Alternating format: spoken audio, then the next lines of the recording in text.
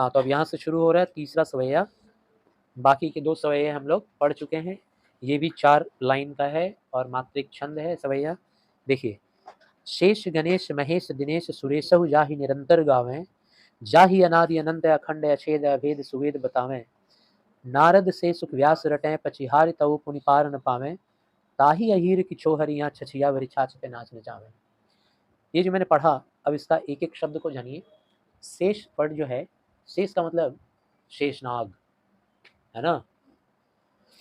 गणेश, गणपति जानते हो।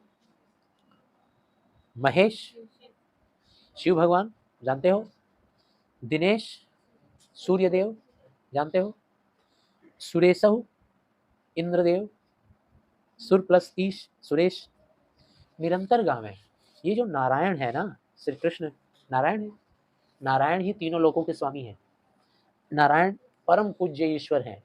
इन्हीं में पूरा का पूरा ब्रह्मांड लीन है। ब्रह्मा को भी देखते हो आप, टीवी वगैरह में देखे होंगे।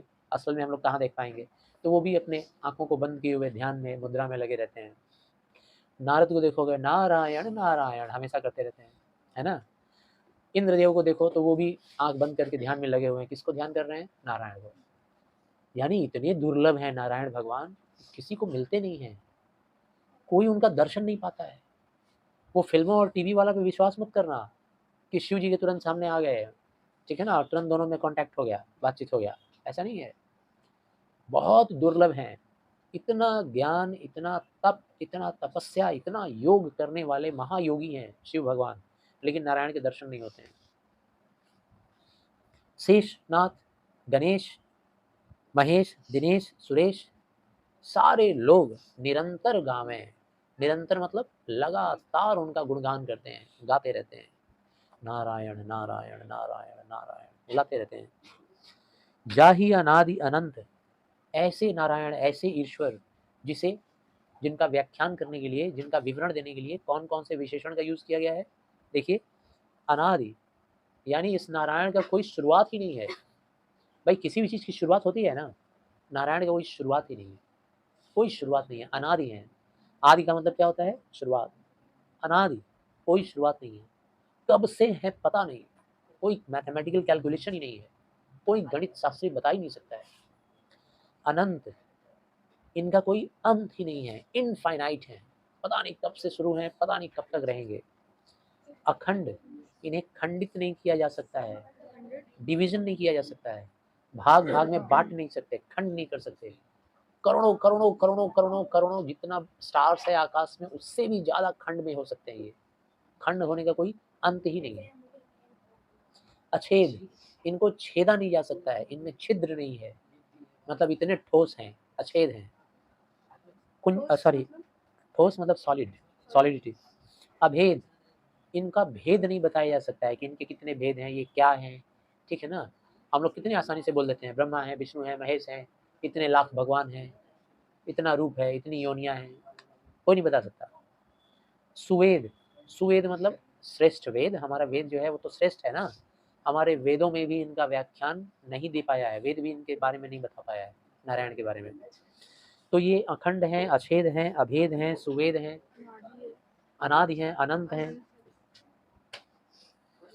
नारद से सुख व्यास रटें, वहां नादर लिखा हुआ है, सुधार के पढ़िएगा, नारद। नारद मुनि को तो जानते हो, नारायण नारायण करने वाले, सभी के पास पहुंच जाते हैं। नारायण हमेशा रटते रहते हैं, सॉरी, नारायण नारायण रटते रहते हैं, कौन? नारद। सुख, सुख भी एक मुनि थे, सुखदेव। सुखदेव को शॉर्ट में यहाँ लिखा गया है सुख, सुखदेव। और व्यास, व्यास को तो जानते हो ना, महाभारत के व्यास, वेद व्यास, वेद व्यास। तो नारद हैं, सुखदेव हैं, वेद व्यास हैं, रटते रहते हैं नारायण नारायण।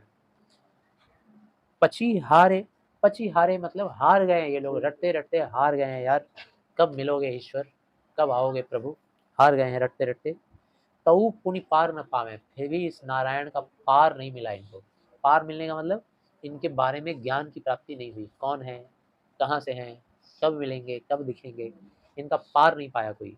पार पाना समझ रहे हो ना, तुम्हारा पार कौन पाएगा, इसका मतलब तुम तो एक बंडल हो मिस्ट्री के, तुम्हारे बारे में कौन जान पाएगा भाई। तऊ पुनि पार न पावे, ताही अहीर की छोहरियाँ, उस नारायण को, उस ईश्वर को, उस भगवान को, अहीर, अहीर बोलते हैं ग्वालों को, ठीक है ना? कि छोहरियाँ, छोहरियाँ मतलब उनकी लड़कियाँ, गोपियाँ, ऐसे भगवान को इस ग्वालों की लड़कियाँ छछिया भरी, छछिया मतलब चुल्लू भर, इतना, इतना सा छाछ, मट्ठा, छाछ का मतलब क्या होता है? मट्ठा, दही का जो घोल होता है ना, छाछ बनता है, नमक वगैरह डाल के थोड़ा खट्टा लगता है, तो छछिया भरी छाछ पे नाच नचावें। जिस ईश्वर को तप करके, तपस्या करके, योग करके, ज्ञान हासिल करके नहीं हासिल कर पाया, कौन? ब्रह्मा, विष्णु, महेश, सुरेश, दिनेश, वेद व्यास, नारद, सुखदेव, कोई नहीं हासिल कर पाया, उसको प्रेम से जीत ली हैं कौन? गोपियाँ, अहीर की छोहरियाँ। इससे ये सिद्ध हो रहा है कि ईश्वर को जीतने के लिए ज्ञान से भी श्रेष्ठ क्या है? प्रेम। ज्ञान से तो आप समझ सकते हैं कि ईश्वर क्या है, कौन है, लेकिन प्रेम से आप उनको पा सकते हैं। आप उनसे प्रेम करें, आपको ईश्वर मिल जाएंगे। तो आशा करते हैं ये सारे सवैये आपको समझ में आए। कोई डाउट है तो आप पूछ सकते हैं। धन्यवाद।